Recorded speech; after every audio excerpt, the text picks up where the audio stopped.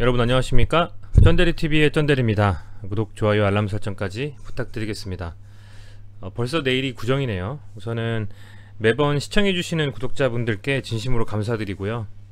이제 본격적으로 2021년의 시작이 아닌가 생각이 됩니다. 아마 구정 전후로 많은 종목들 그리고 많은 테마들, 많은 이슈가 바뀌지 않을까.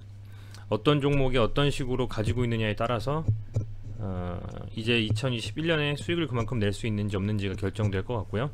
각자 나름대로의 판단과 인사이트를 가지고 투자에 임하시고 있을 것이기 때문에 2021년에는 구정 이후부터는 우리 구독자분들께서 모두 다 보유하고 계신 종목들 그리고 계좌가 정말 많이 불어나고 부자 되시는 그런 한 해를 맞이하시기를 정말 진심으로 간곡히 바라고 또 열망하도록 하겠습니다. 네, 우선은 시젠이라는 종목에 대해서 말씀을 드리고자 합니다. 이제는 시젠이 좀 어떠신가요, 여러분들? 저는 좀 이제 불안했다, 계속 좀 걱정된다 이런 움직임을 한 2-3개월 동안 가져갔다면 이제는 조금 마음이 편한 것 같아요. 왜냐면 분명히 이틀 전에 악재가 센 게 나왔죠. 예전에 정말 불과 한두 달 전의 시즌이었다면 적어도 10% 이상 거래량 터지면서 음봉을 맞을 수도 있는 내용이었습니다. 그게 비단 2019년에 재무제표상의 여러 부분들을 변경을 하고 바로 잡고 임원을 해임을 하고 이렇게 했다 손 치더라도 정말 마지막 잎새가 이렇게 매달려 있는 것처럼 불안한 그런 상황에서 계속적으로 하락을 했었던 종목이기 때문에 그런 악재에도 강하게 좀 반영이 될 수 있지 않습니까? 물론 어떤 종목이 상승할 때는 조그만 호재에도 막 수급이 쏠려버리면서 갑자기 슈팅이 나와가지고 10% 이상 15%까지 이렇게 해서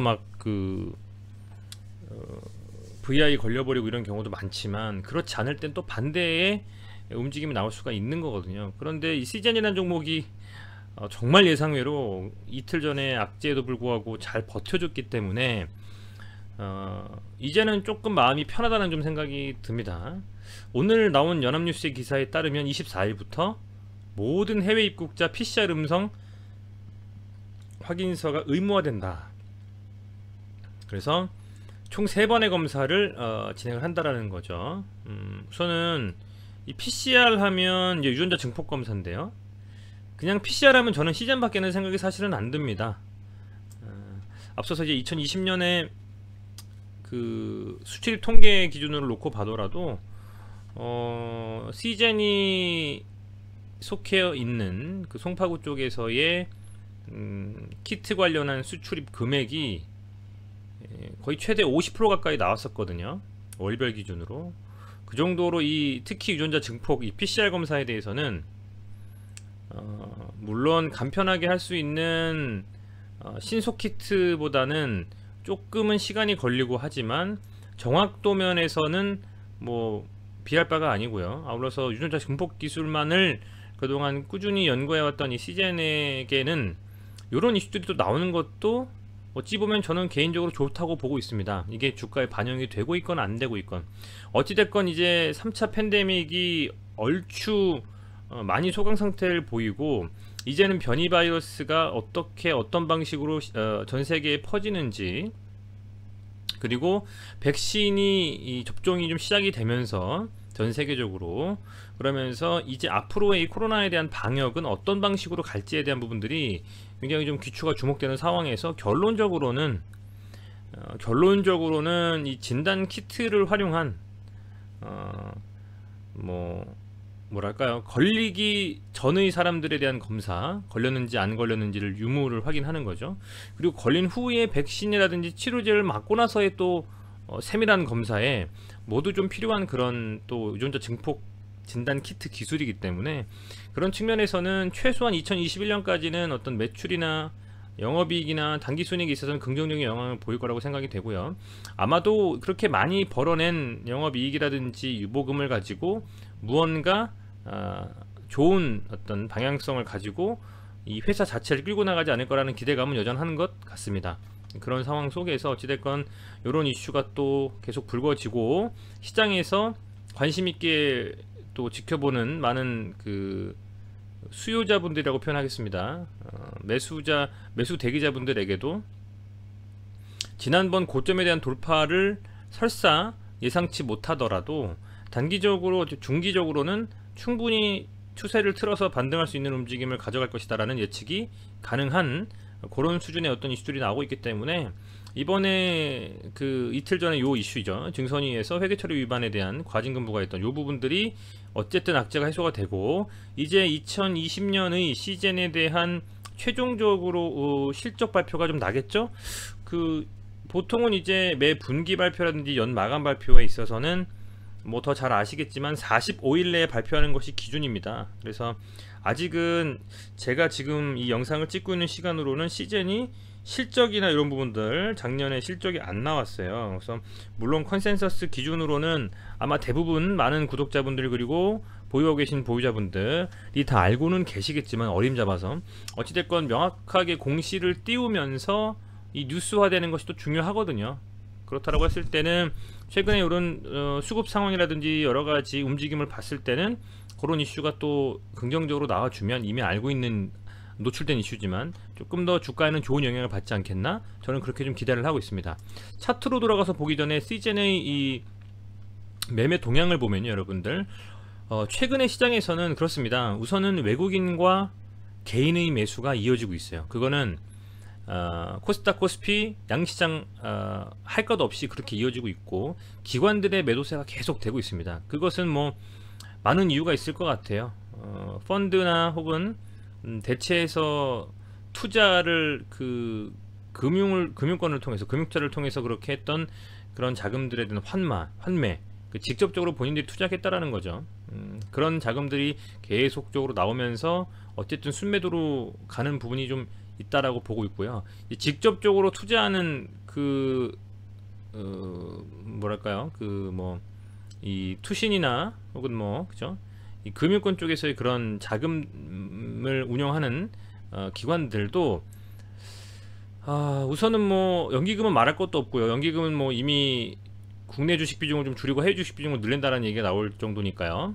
워낙 국내 주식이 많이 올랐으니까. 그래서 그런 상황도 있고 또 개인들의 어쨌든 투자가 이렇게까지 지금 되는 과정에서 상당 부분은 조금 기관은 특히 좀 단기적인 매매 아니면 매도를 하면서 수익 실현을 하려고 하는, 차익 실현을 한 다음에 다시 또 들어가려고 하는 움직임이 매우 좀 큰 것 같습니다. 그렇다 보니까 연일 양시장 모두 좀 기관의 움직임이 매도로 좀 일관된 부분이 많이 있고요. 그렇다 보니까 제가 중점적으로 보고 있는 매동은 각 종목별로 개인과 외국인의 수급이 어떤지를 많이 보고 있는데, 보시면 얼핏 보셔도 시즌이 외국인의 수급이 괜찮다라고 보여집니다. 그죠?